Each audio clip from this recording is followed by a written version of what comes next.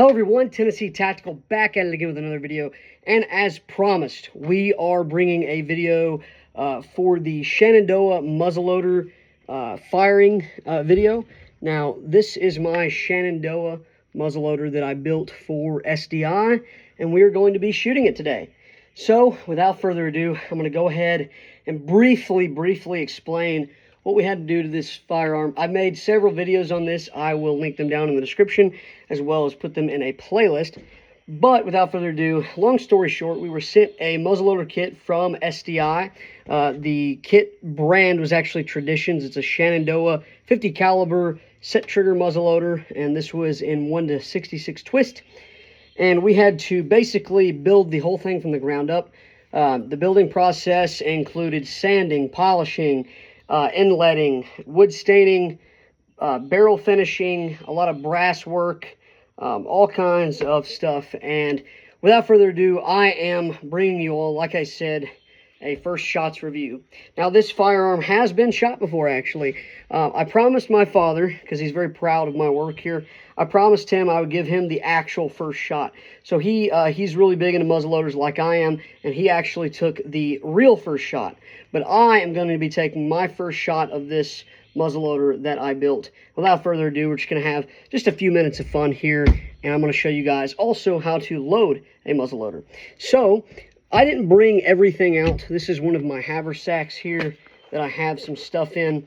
I didn't bring all of my stuff out because I've done some reenactments and stuff, and I've got actual, like, powder tricklers. This is just, you know, Pyrex canister here, but I've got, like, the actual brass ones that they used to use back in the day.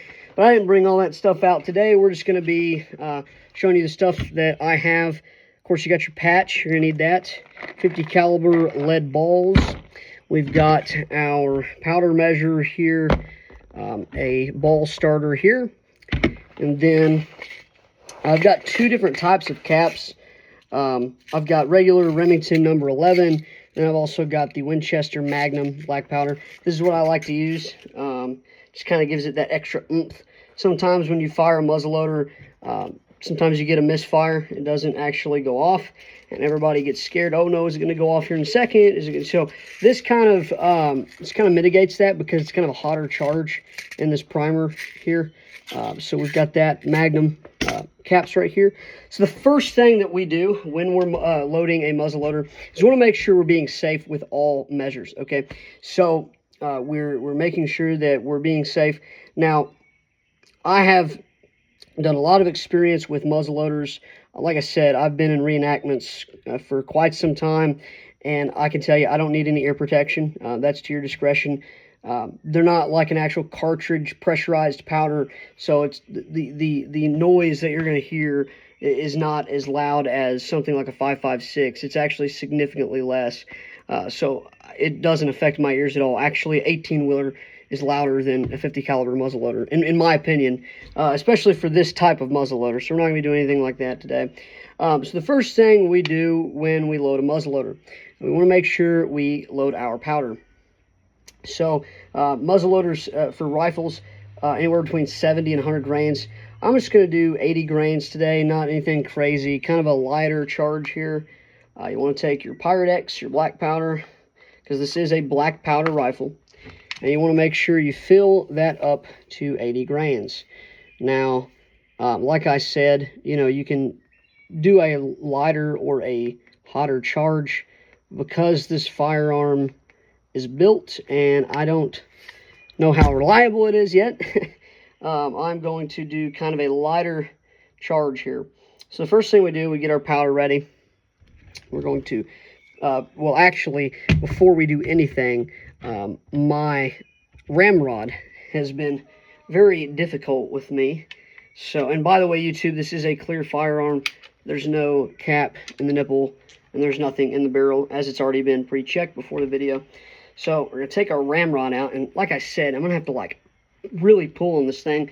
I think that I've over-tightened the screw down here on the lock that actually puts the ramrod in place.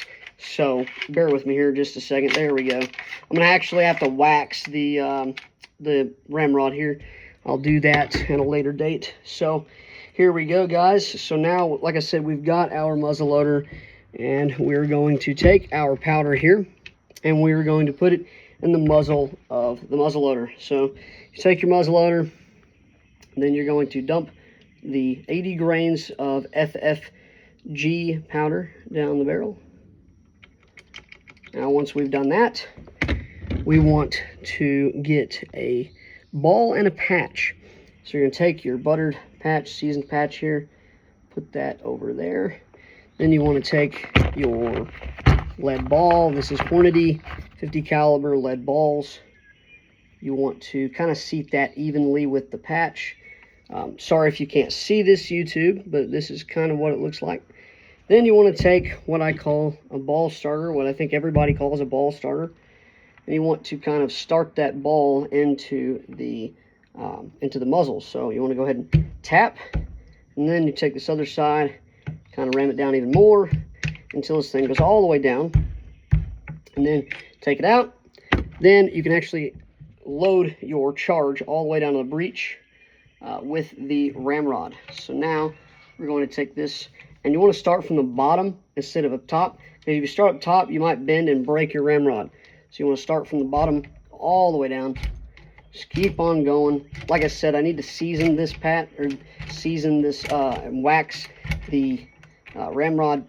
So you want to make sure that it's packed nice and tightly, and then we can put the ramrod back in its spot here, all the way down into the thimbles and resting in the ramrod retaining spring. So now the only thing we have to do to make this firearm completely hot and ready to fire is take the lock, put it in the fully cocked position, and then we want to get a cap. Now this cap is basically going to be your primer.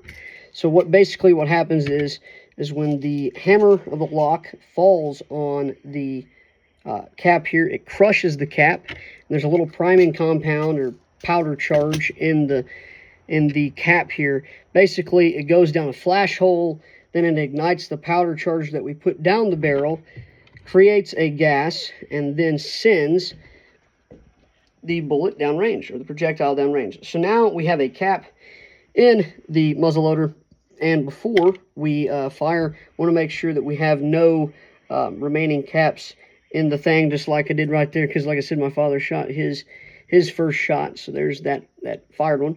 We'll take that out because it kind of hinders hitting the other cap. So here we are, we have a loaded muzzleloader, and without further ado, ladies and gentlemen, the moment you've all been waiting for, the SDI Shenandoah Muzzleloader Build Kit First Shots Review. Here we go. We have a set trigger, then here we go. So, that was it, ladies and gentlemen. That is it. That was absolutely 100% the most fun I've had in a while. So, muzzleloaders are very fun. They can be very tedious as well. There's many steps to loading them, as you see there. If you're not really familiar with muzzleloaders, but you're familiar with other firearms, you know how easy it is to pop an AR mag in there, rack the charging handle, and boom, boom, boom, boom, boom. So you can't do this here with a muzzleloader, but I can express how much fun and how much historical fun and experience you can have by firing muzzleloaders. I'm a gun nut, but muzzleloaders are probably my favorite type of firearm. So believe you me, whenever I was excited to get this from SDI to build the kit. So if you guys want to see any other muzzleloaders that I have, do some more videos. I've got a couple inline muzzleloaders. I've got a few more muzzleloaders like this that I bought, and some muzzleloader pistols that I have as well. So if you guys would like to see that, feel free to comment down below. And also, if you've enjoyed this video, please be sure, can't even talk, I'm so excited from shooting this.